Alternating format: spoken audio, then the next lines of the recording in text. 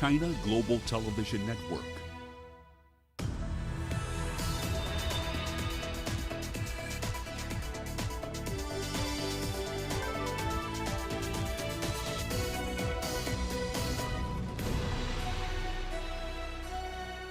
Hello there, welcome to this edition of Global Business Africa. In the course of the next 60 minutes, we'll run through the business and economic news stories you need to know about from the continent and beyond. But first, a quick run through the markets here for you as we start the hour. Now, broadly speaking, August was a relatively decent month for American indices. NASDAQ, the S&P 500, up by nearly 4% and 3.3% respectively so far. Bourses in Nigeria and Kenya also rose over the last 4 weeks, well, 4.5 weeks really, up 1.6% and 2.4% respectively. Very different story in South Africa. Both indices of the JSE down by over 2%, but the top 40 nonetheless did close in positive territory today. Prosus and Naspers accounting for the bulk of those gains. But the mining majors, BHP, Anglo American, Glencore, they all fell by over 2.5% in today's session. Here's what's coming up tonight. We'll dig into the details of Nigeria's plans to launch a digital currency. South Africa will be hosting the continent's first ever travel and tourism summit after pandemic restrictions. And there's a great deal of economic uncertainty in Afghanistan as the Taliban take full control of the country. Our starting point tonight is Africa's largest economy, Nigeria. The central bank over there has reportedly sent a document to banks in the country detailing the design of its soon-to-be-launched ENAIRA. The CBN also sent out information on the roles assigned to participants involved in the currency's rollout. Now, according to Bitcoin.com, the digital currency, at least a pilot program for this, will be launched by the 1st of October. It'll have legal tender and non-interest-bearing asset status, while imposing a limit on both customer and value-based transactions. A total of 5 stages have reportedly been identified as part of the ENAIRA rollout, with the first dedicated to the issuing, distribution, redemption and the destruction of the currency. The announcement of the digital currency comes at a time when the CBN has been getting quite a bit of backlash from the public following a ban on cryptocurrency transactions. All right, then, quite a bit to get through. You're going to be hearing a lot more about this story in the course of the week. But let's start with setting the basis of what's going on with the ENAIRA. Deji Bademosi joins us now live from Lagos with the details on this story. So Deji, just sketching out the broad details here, who's the custodian of the ENAIRA? Will these e-wallets be held exclusively at the central bank, or are they going to be domiciled in commercial banks? Well, essentially for now, I mean, based on the guidelines that the Central Bank of Nigeria actually issued a couple of, let's just say around 24 to 48 hours ago, the central bank for now, I mean, since this is a pilot scheme, will be the custodian of the e-wallet scheme. As a matter of fact, it's a central bank that is rolling this. But going forward, after the launch, the central bank made it quite clear in the guidelines that, of course, commercial banks would be able to come up with their own e-wallets. Not just commercial banks. As a matter of fact, licensed fintech operators who will be taking part in the process will also be able to come up with their own e-wallet. So, but for now, it's a central bank that is actually doing everything at the moment, and that is just because this is a pilot phase, as you have said. But after the launch on October the 1st, going forward, the banks and, of course, the licensed operators would be given access as well, and they'll have access, and they'll be able to come up with their own e-wallets and all of that. Okay, so one of the CBN's stated goals is to say they want to make the payment process a lot more efficient. But unless the CBN itself is going to be making these ENAIRA transactions free or very low priced, how is it going to essentially achieve that goal? Well, the good thing is that from what the CBN announced through its guidelines now, it's essentially free, so to speak. And don't forget, beyond the issue of efficient payment, one other thing that is very important that the CBN is hoping to achieve with this is financial inclusion. And you know, to achieve financial inclusion, the moment you introduce the cost element into the whole equation, that tends to put people away. But in this case, the CBN has made it very clear that it's almost free. Peer-to-peer, for instance, is free. You have merchant users to merchant, that is free. So it's essentially free. And as you have said, we're talking about a situation where these are non-interest bearing, the accounts now, these wallets will have non-interest bearing status.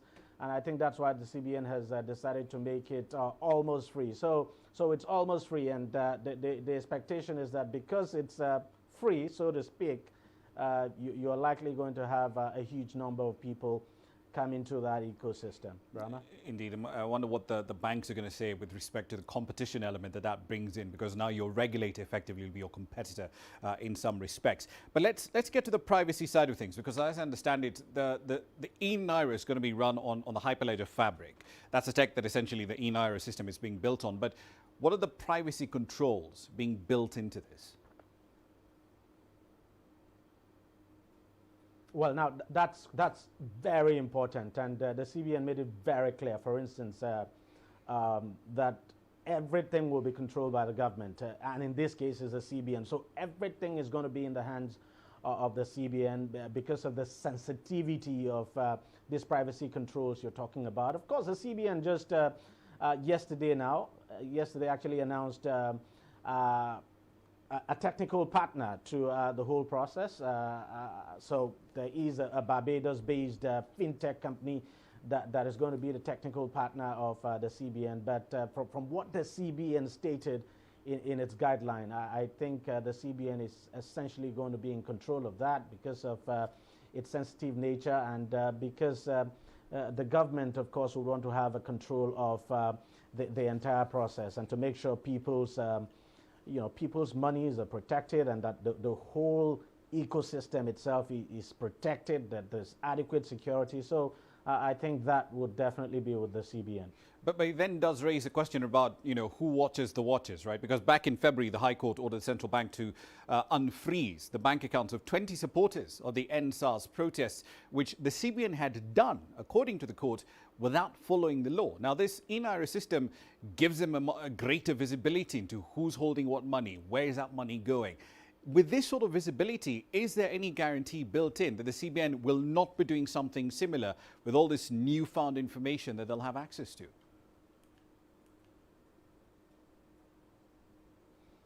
Well, to be candid, Ramah, that's actually, it's difficult to tell. And I think the CBN will have to be very careful in this case. The CBN, of course, would not want to compromise the process. Would not want to compromise what it's put out there. And so everyone will be watching. Difficult to tell what could happen. Difficult to tell if we could see a repeat of the EndSARS situation. I doubt if that's going to happen. But there's no question at all that the CBN would be monitoring this, and that it's a regulator, so to speak, and unfortunately no one is watching over its back. I mean, the CBN is a behemoth here. It's a regulator. It determines what goes and all of that. So essentially, I do not foresee that happening. I mean, what you had during the EndSARS situation, that would have to be like a force majeure, if you like. Should the CBN do that, then I think it would compromise the process, and that could potentially put people off. And so the whole essence of financial inclusion could be defeated. So I think the CBN will be very careful with this. Indeed, it does raise a lot of fascinating questions, everything from regulations to competition to conflict of interest issues. But we'll leave it there for the time being. Deji Badmosi there live from Lagos. Now, on to another central bank. The Reserve Bank of Zimbabwe says it will clear the $175 million foreign exchange allotment backlog within a month. The delay in allocating foreign currency on the auction market, which started in June last year, has led to major bottlenecks for companies which get access to foreign currency on the platform. Reports say companies were waiting for as long as 9 weeks to get funding through the auction system.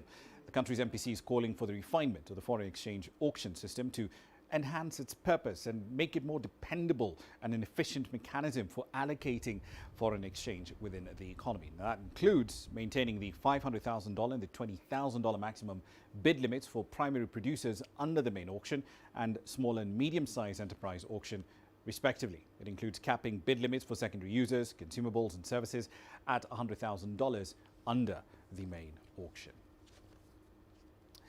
All right then, now I'm pretty sure that many of us who are watching this program who remember something called leaded petrol. Well, we can now safely tell you that it's basically out of the market completely, everywhere, worldwide.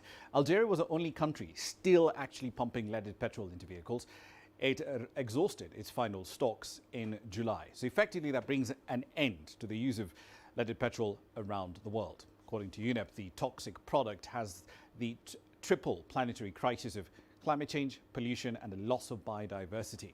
Following the success of its campaign to end the use of leaded petrol, the UN is calling for similar initiatives towards emissions-free transportation with a view to tackling climate change. Here's Alexander Majala with more.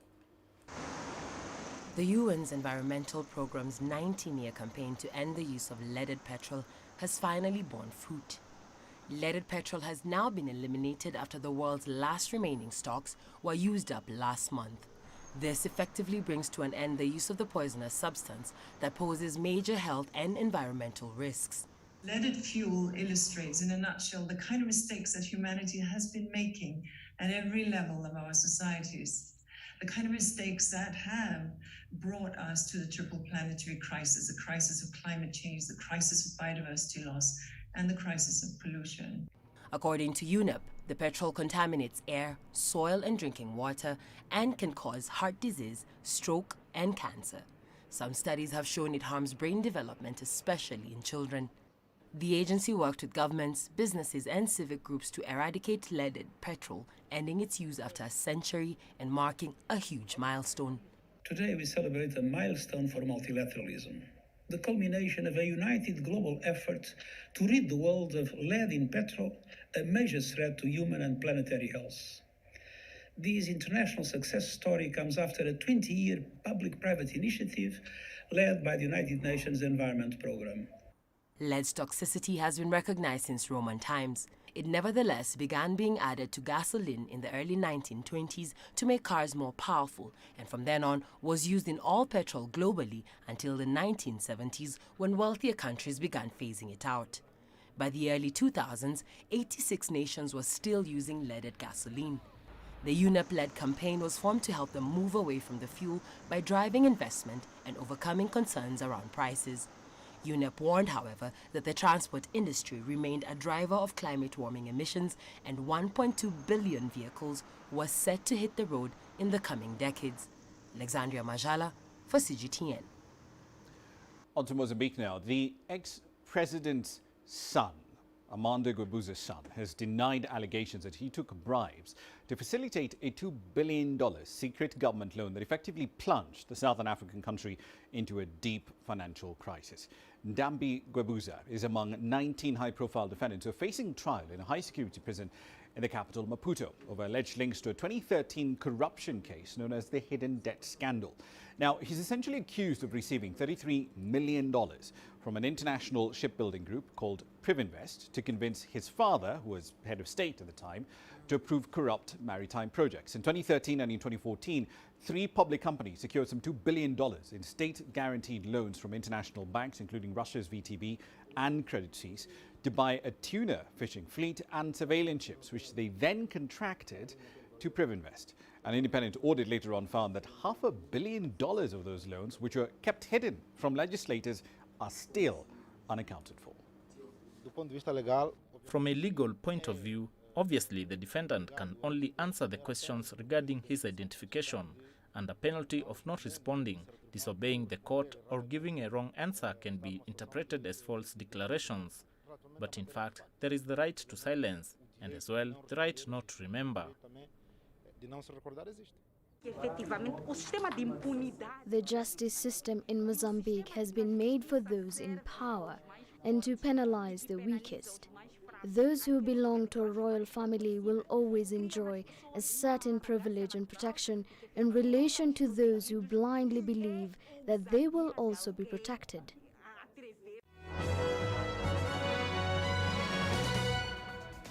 All right, then a quick run through some company news. Let's start in the world of equity. Shares of MTN Group's Ghanaian unit have almost doubled this year, helping the nation's main stock index to become Africa's best performing equity benchmark. Scancom, which accounts for roughly a quarter of the Ghana Stock Exchange Composite Index, has gone up by nearly 94%, the most since its 2018 listing, and it's powered a 42% advance in the Accra market's key gauge. That is the 6th best globally among 92 benchmarks tracked by Bloomberg in local currency terms.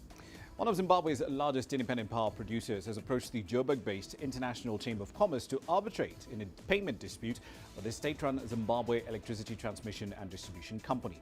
Pungwe B Power Station has resorted to arbitration after the transmission firm declined to pay for power fed into the national grid in US dollars. Pungwe B is claiming that it is owed at least $8.6 million. Staff at Nike's corporate headquarters in Oregon have been given a week off to support their mental health ahead of a return to the office in September. From today until Friday, the US firm effectively will power down to give employees a bit of a rest after a relatively tough year. It follows similar moves from the dating app Bumble and LinkedIn. A growing number of employees are reported feeling burned out as the pandemic drags on and many continue to work from home. That's a run through your company headlines. You're watching Global Business Africa. Time for a short break. Here's what's coming up.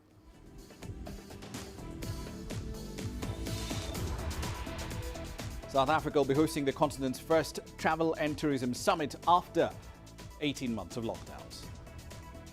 And Egypt is set to issue its first sovereign sukuk bond. We'll have the details next. The world economy as we know it is about to change. Global business reports highlight emerging markets, developing countries, and dynamic sectors worldwide. We feature top analysts and newsmakers to provide perspectives on every facet of business. From an on-the-ground perspective, we provide you with balanced and objective assessments. Fast, sharp, and insightful. Global Business, only on CGTN. Africa is the nexus of enterprise, and Global Business will tell you why it matters. From the mega investment projects to multi-billion-dollar mergers and acquisitions. Africa today collects, just in terms of revenues from taxes alone, $545 billion a year. If you take 10% of that and you devote it to the energy sector, problem solved. All this on Global Business, weekdays at this time on CGTN.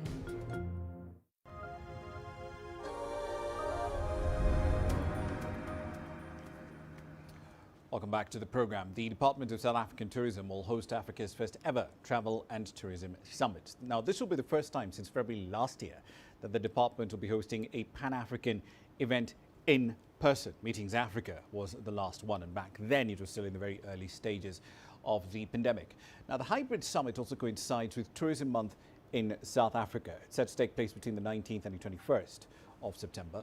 With an array of issues currently facing the sector, the summit aims to gather players across the tourism value chain to share ideas, explore collaborative efforts that can lead to a cohesive recovery.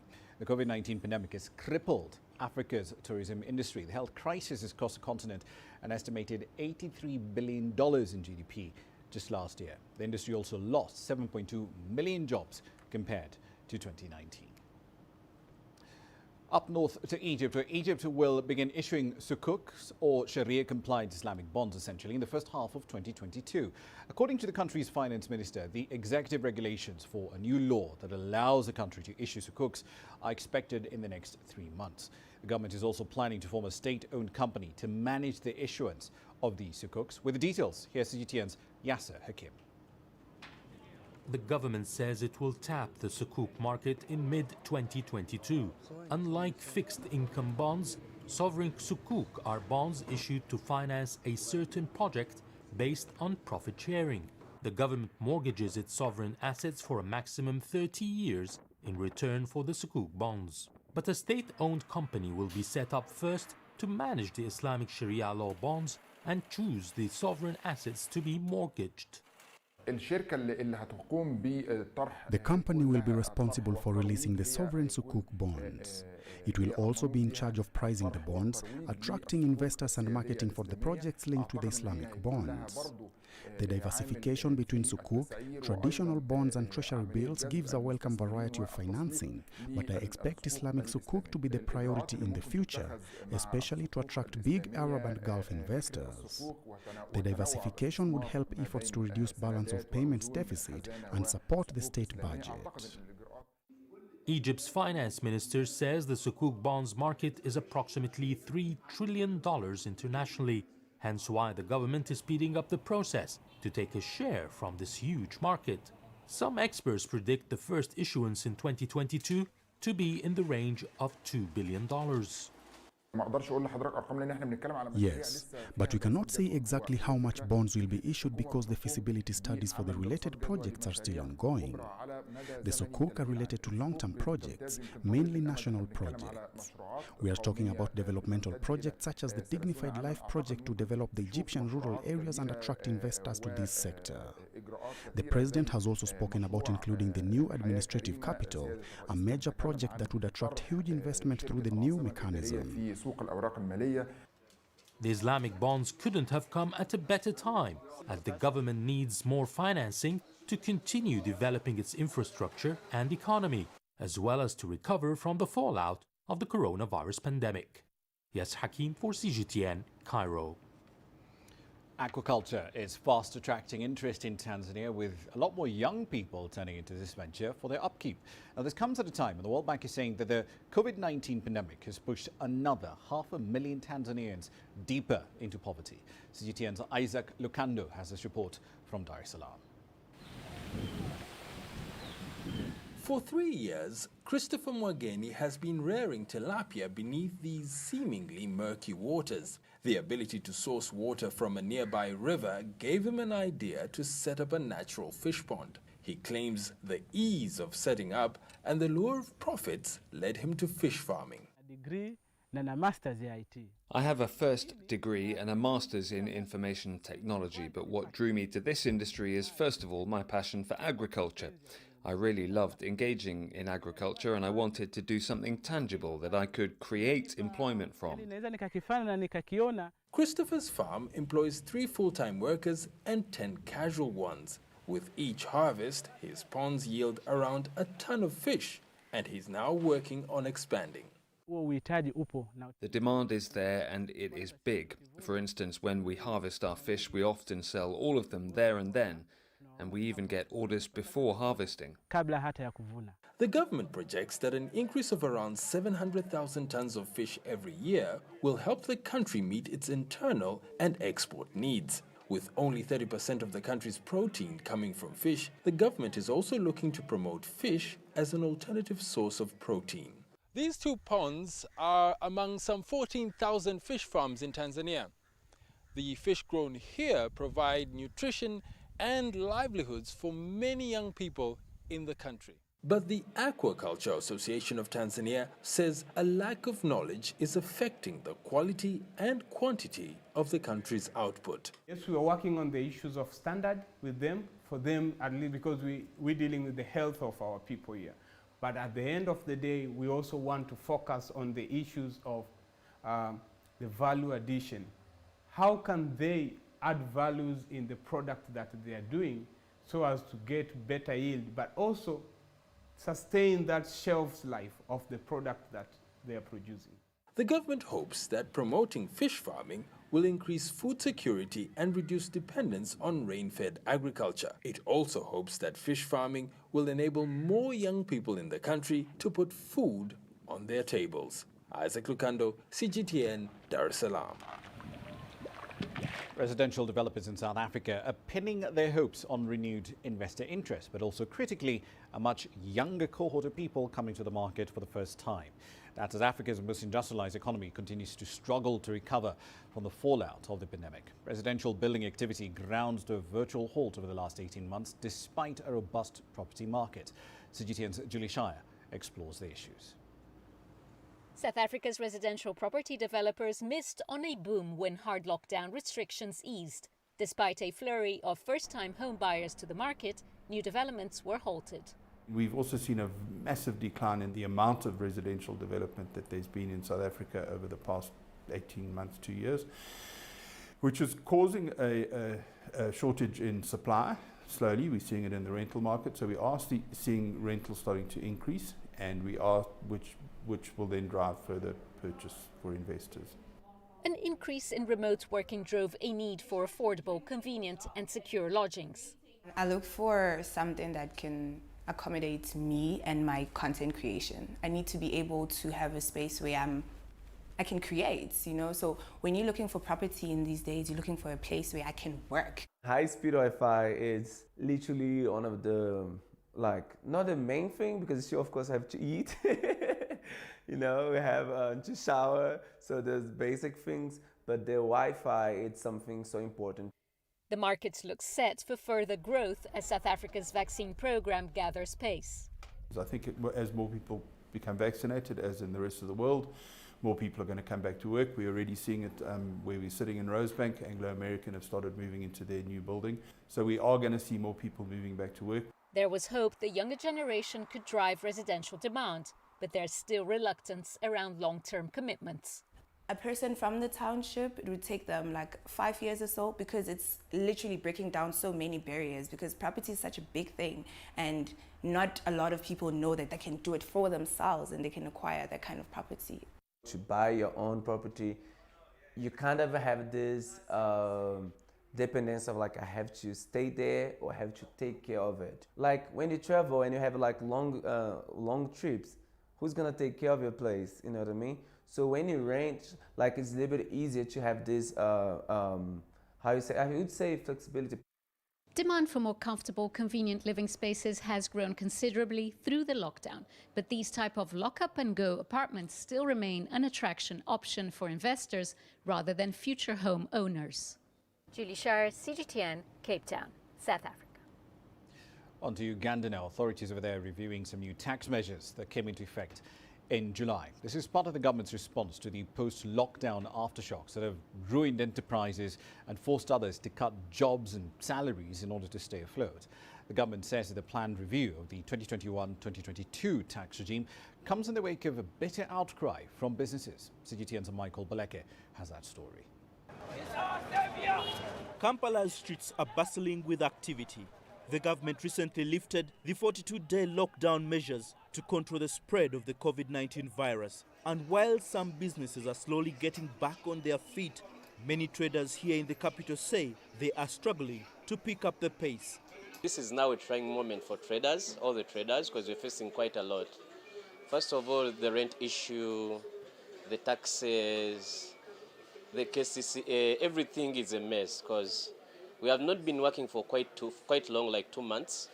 And now you have come to open up a shop, and what they tell you, like, you know what, you need to pay the 2 months real rent. Shams says the debts are up his neck, yet he's not making enough from his sewing machine trade.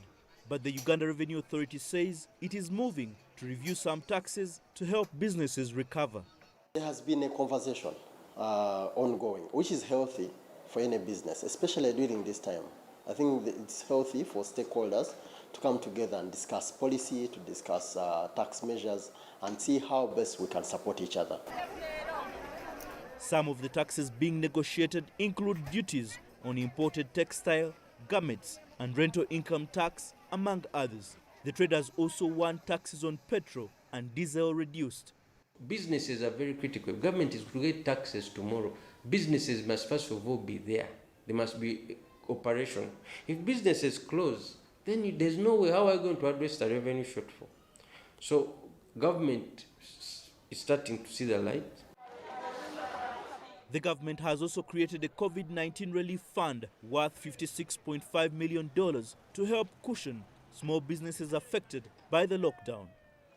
Some economic analysts argue that in order to revive the economy, the government should start using taxation as a tool of development beyond revenue collection. They believe some taxes should be suspended to enable businesses to flourish. Traders say the 12% levy on internet data has made internet consumption very expensive for businesses. That's really unnecessary and counterproductive because so many people are using these platforms to trade, so such taxes can be waived for the time being. But for traders like Shams Din Shero and many others, the future remains uncertain, largely due to the unpredictable path of the COVID-19 pandemic that has so far killed close to 3,000 people. Michael Baleke, CGTN, Kampala, Uganda. To West Africa now. More and more people in Ghana are getting online, and e-commerce consequently is booming in the West African country. Online shopping has picked up really fast in Ghana, in part due to the COVID-19 pandemic. And our analysts say that the sector could see a further boost if the cost of data comes down. CGTN's Nabil Ahmed Rufai reports from Accra. Linda Fantevi sells products for babies and mothers in this shop. But she says most of her sales are done online through social media platforms like Facebook, Instagram and Snapchat. For instance, on Facebook, you would have to put your products out there. So once the product is there, the potential customer sees it and then gives you a call. Okay, so once the call comes through, you also call back the customer and then you do your arrangements, and then the dispatch will then give the product to the customer and then payments will be done.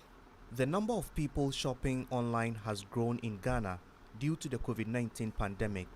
During the lockdown period, consumers often avoided physical shops to limit the spread of infections. The restrictions have been eased, but Linda says her customers still prefer to buy her products online instead of walking into the shop. She now wants to focus more attention on marketing online. While e-commerce is gradually being accepted in Ghana, there are concerns about people being defrauded when they try to buy things online. Sometimes they do not receive items they've paid for using mobile money services. Linda says she had to come up with a different strategy for her online shop. They would want to see the item before they pay. So once you are also willing to let your dispatch go, deliver the item and take the money, they are good to go. Analysts believe there is a potential for online shopping to thrive in Ghana. The country has more than 15 million people of its 30 million population using the internet. The more people that get access to the internet, the more you're going to see the momentum that we are seeing in the e-commerce space go up. But then again, it's not just accessibility to the internet. To be able to afford it is one of the key areas that we need to look at. Linda Fantevi agrees cheaper internet can boost her online business. She hopes to create her own website to grow her online shop. Nabil Ahmed Rufai, CGTN, Accra, Ghana. We're halfway through the hour. You're watching Global Business Africa. Plenty more content coming up, including this.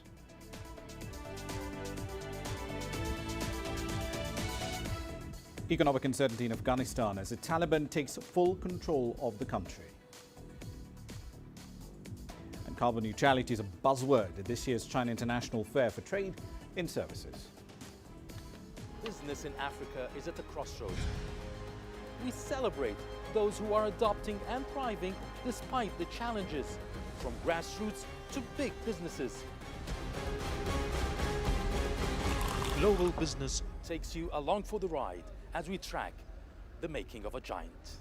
Only on CGTN.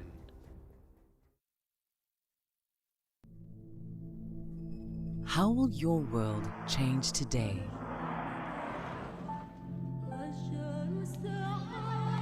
What happens here? What happens there?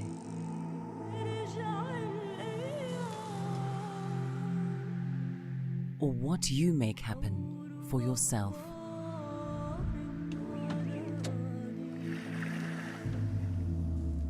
If it matters to you, it matters to us too.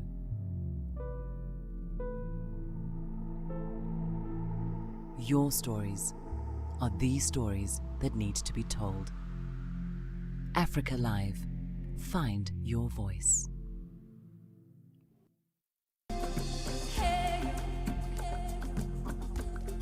Accra is my kind of city. That's because when I'm here, I feel like I'm back home in Lagos or Abidjan, which are two of the major cities I grew up in. Business in Africa is high risk. After about a decade covering business news on the continent, I've learned it's all about the high risk, but also the high returns and the high energy.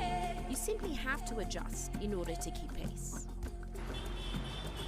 When I started out as a journalist, my dream was to open people's minds to the different perspectives. From the CEO in the boardroom to the trader out in the street, we all have different stories. From Accra to Addis Ababa, from Cairo to Cape Town, and I wouldn't have it any other way. Here at CGTN, we realize that Africa is on the move, and it's moving fast, but we're moving right along with it. I'm Ucheo Koronkwo, and I'm a business anchor and reporter at CGTN.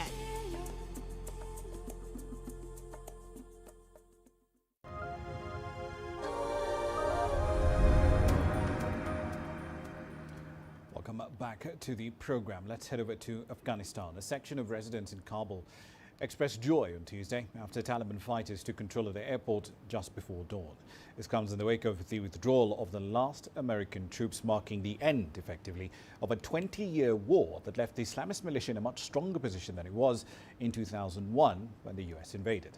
Taliban fighters entered the airport after the last US troops flew out on a C-17 aircraft just a minute before midnight, ending a hasty and humiliating exit for Washington and its NATO allies.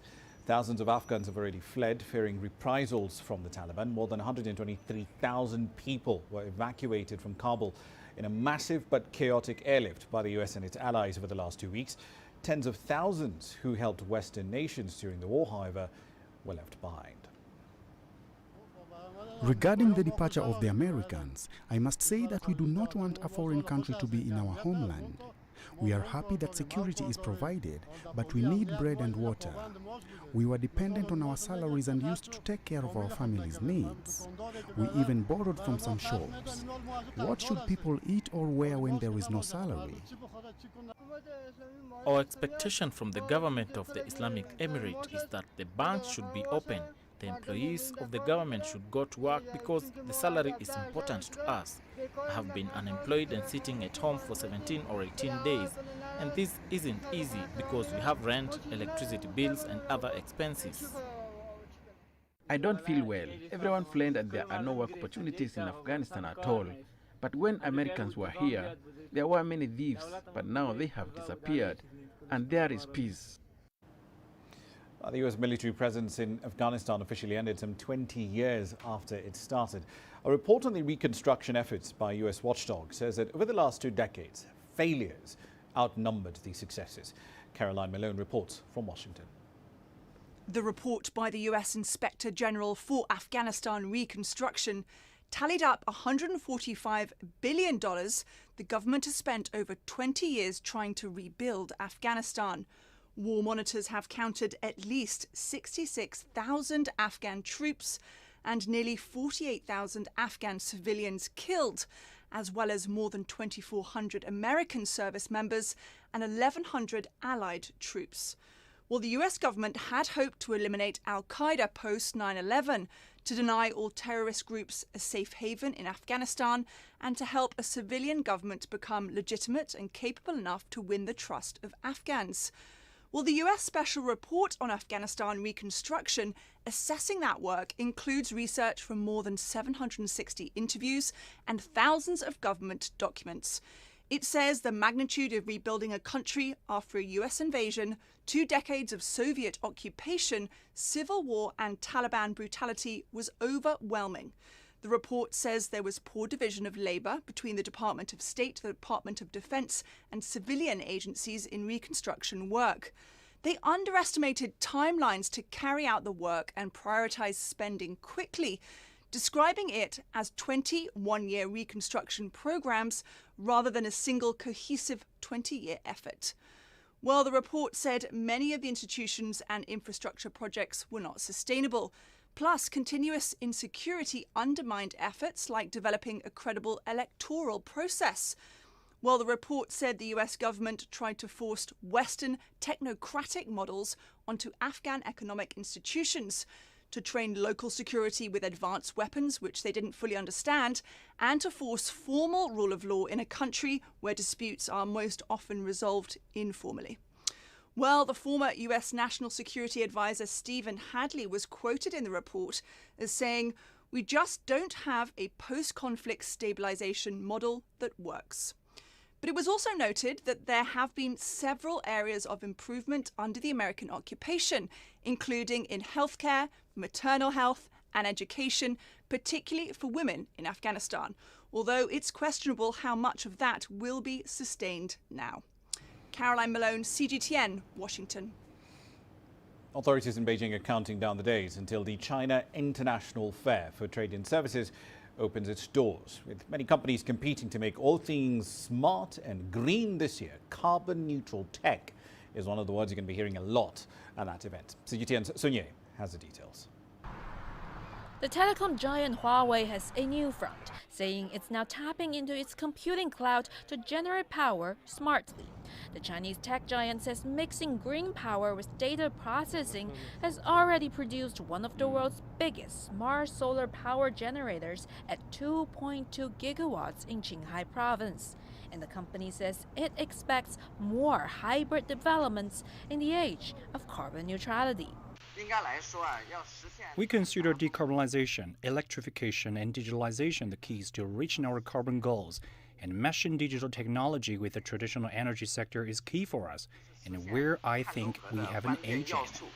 Speaking from the company's headquarters in Shenzhen, Fang says Huawei has stretched green and digital solutions to more places than power plants. It's also worked to cut energy use from traditional power-hungry databases with such solutions. All major global economies have set up their own carbon neutrality goals. It's a global consensus and a global mission. Now we also have China's timeline and goals. And the industry expects the idea of carbon neutrality to upgrade or even bring about a transformation for relevant industries. It's a big opportunity. China announced last year that it will have its carbon emission peak by the year 2030 and meet the goal of carbon neutrality by the year 2060. And ever since it made that promise, it's been full steam ahead across the board. Carbon trading platforms across the nation have been set up one after another, and green technologies from alternative power generation to carbon capture and storage have caught on fast. Before, carbon capture and storage were most often used in projects just to test if the technology was viable. But now with the 2030 and 2060 goals, CCS needs to aim for commercialization and economy of scale. That's partly why the 14th five-year plan has called for CCS projects to be a focus. And according to industrial figures, by the end of the five-year plan in 2025, China could well have the world's largest carbon market worth hundreds of billions of yuan. Sun Ye, CGTN, Beijing. Some good news for Lego fans in China. Merlin Entertainment has announced that work has now started on the world's largest Legoland in the southeast Chinese city of Shenzhen.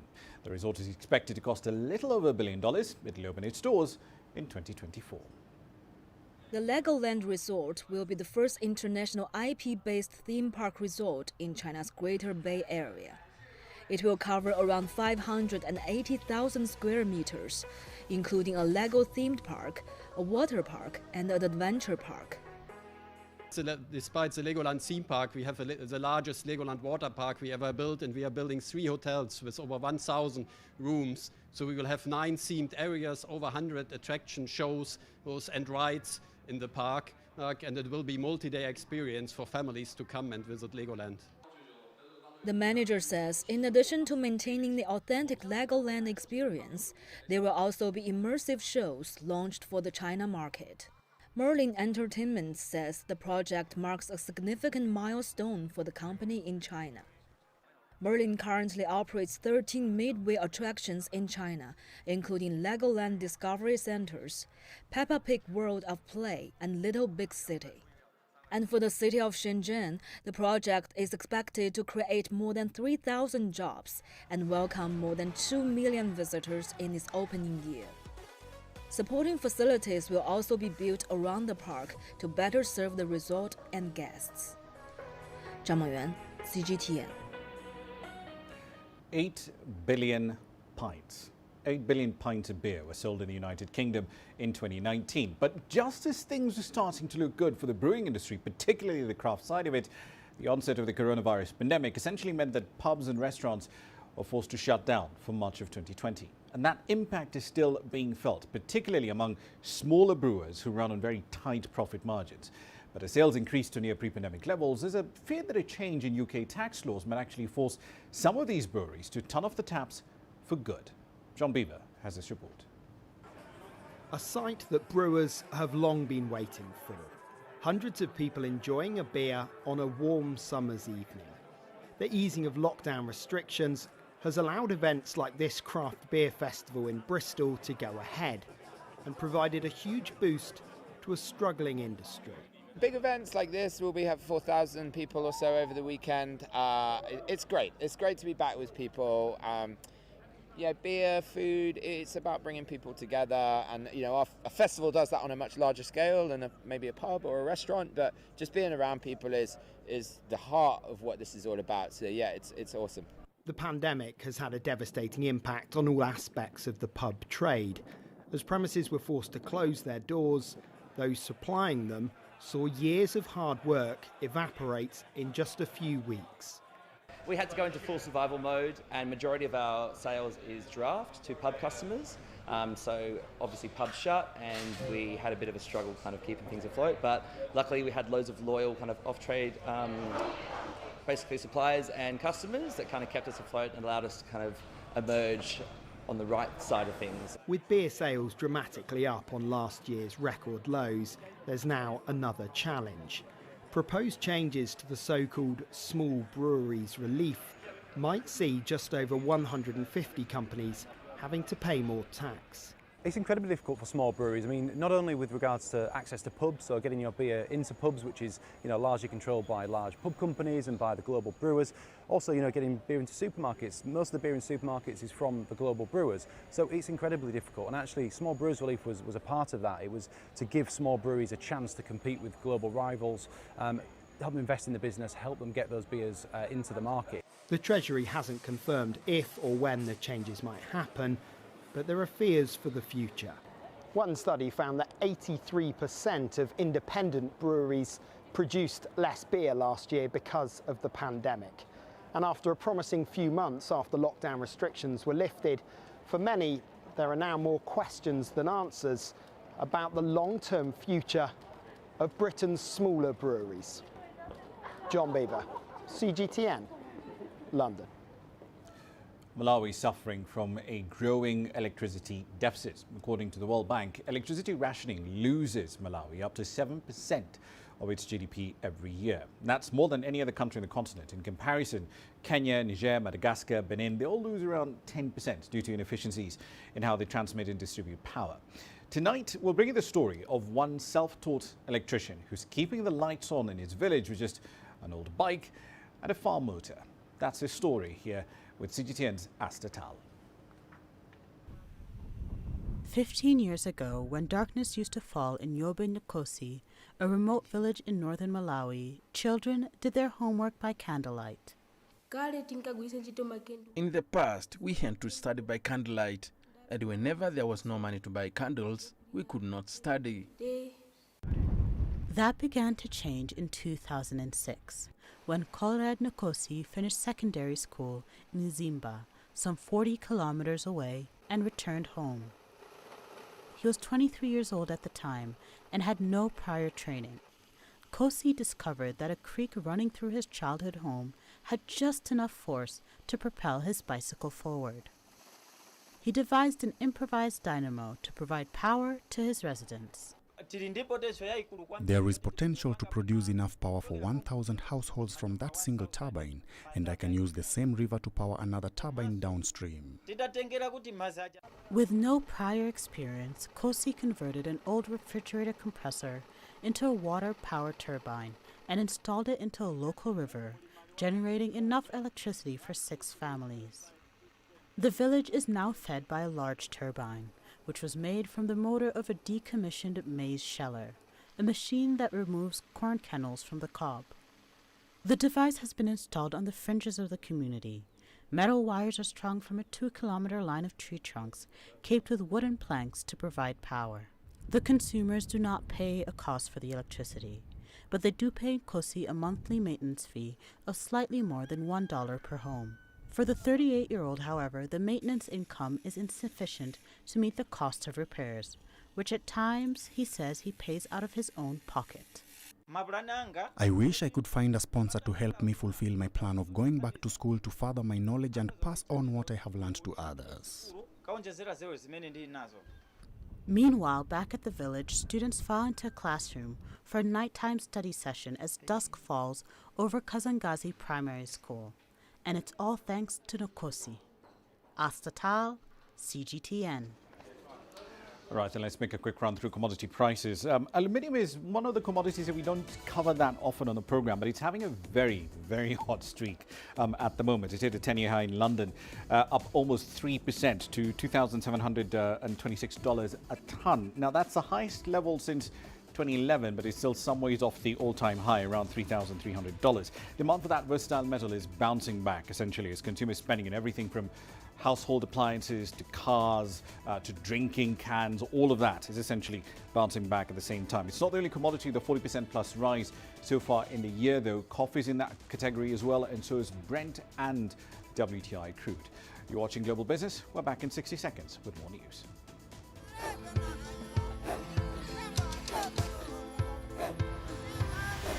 Africa is a continent of diversity, with varied climates and enchanting geography, and a people so distinct, but with a shared enduring spirit. We are at the heart of the continent to bring you the untold stories. Let's have a look. We celebrate Africa as it shapes its own destiny. Tunis, Cairo, Juba, Johannesburg, Ethiopia, Tanzania. Africa Live. Find your voice. Images may appear to be identical, but looks can be deceiving. The difference is not always obvious. It has to be discovered. There are always different sides to a story. We put the focus on the details. To see more, to understand better. CGTN. See the difference. You don't find the stories of North Africa by sitting on the sidelines.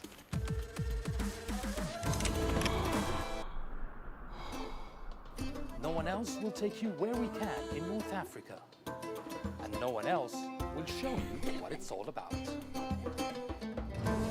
CGTN, see the difference.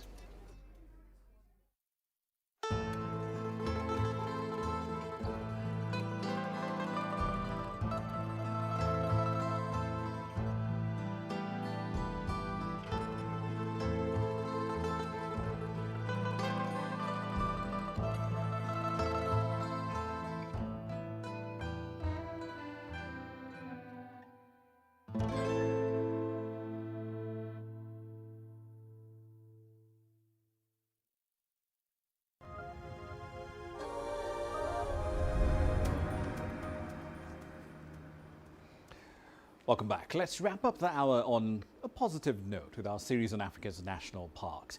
The Victoria Falls are situated along the Zambezi River in southern Africa, essentially between Zimbabwe and Zambia. Those waterfalls do provide a habitat, a very unique habitat for a range of species of plants and animals. But they're also a spectacular sight to behold, and that's why they attract thousands of tourists every year. Here's Farai Mukutuya telling us more about this unique national park. An untamed forest that protects the banks of the Zambezi River suddenly gives way to a 93-meter chasm from which billows a plume of spray generated by the Victoria Falls. This is the crown jewel of Zimbabwe's tourist attractions. Locals call it Mosia Tunya, which means the smoke that thunders.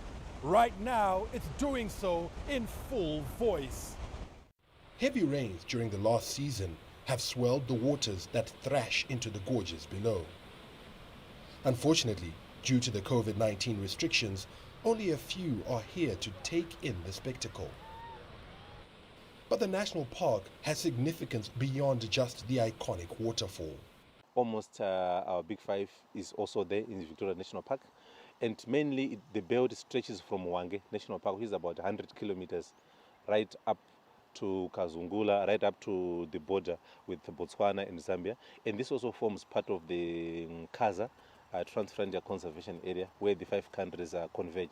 So it's a very rich area in terms of wildlife. The absence of large numbers of people during this period has given some of the other park's inhabitants freedom of the rainforest, which is watered by the spray. Animals are also beneficiaries of the recent rains. The biggest threat to the survival for animals in that region, 1, climate change, 2, habitat loss. In terms of climate change, you know that area is under Region 5. Because it's under Region 5, it receives low to minimum rainfall. What that means is as climate changes, as we receive less and less rainfall, it means our animals will suffer, and our animals will not have enough water. But this year, it was a good year. We've had good rains, and I think we have enough water for the animals. Prolific falls are crucial for the survival of Victoria Falls City, which has vaccinated more than 70% of its residents in order to keep tourism going. Though nowhere near enough, international travelers are here and having a go at all the destination has to offer. How was the bungee? It was absolutely amazing. Worth it? 100%. Bucket list ticked? Yes, yes. I've always wanted to do it, and now I have, and it's amazing. Everyone should try it. Water is actually soothing. Do you know that? Especially this time when things are just so tense. You take a cruise, it's like the water massages your feelings and your mind. When you come out, you're just rejuvenated. For those who are not adrenaline junkies, there's always an opportunity to soak in the sun while cruising the peaceful Upper Zambezi. You can't experience or pay for this sort of experience anywhere else. All I can say is I could recommend this to anybody to put it on their bucket list and to try and experience this river and the tranquility of it. You can't compare this to touring to Europe or other places. This is wild Africa. It's a total different experience to every other place that we've been to. Authorities hope the sound of the thundering water will draw more visitors here. Farai Mwakutuya, CGTN, Victoria Falls, Zimbabwe. The smoke that thunders, looking as lovely as ever. Right then, a quick run through some macro data backing up our currencies today. So Kenya did release inflation data for August a few hours ago. Headline inflation at a 17-month high, 6.57% for the month, driven by fairly big swings in the food index that was up by almost 11% year on year. Transport and the housing, water, electricity and gas fuels index that also posted up the second highest increases respectively, up nearly 8% and 5% over the last 12 months.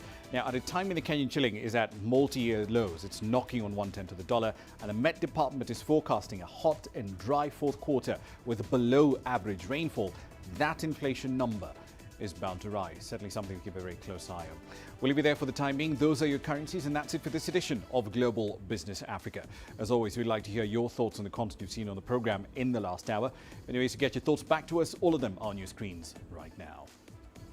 I'm Ramah Nyang in the Kenyan capital, Nairobi. Thank you for your feedback and your time on the program. The World Today is up next from Washington, D.C.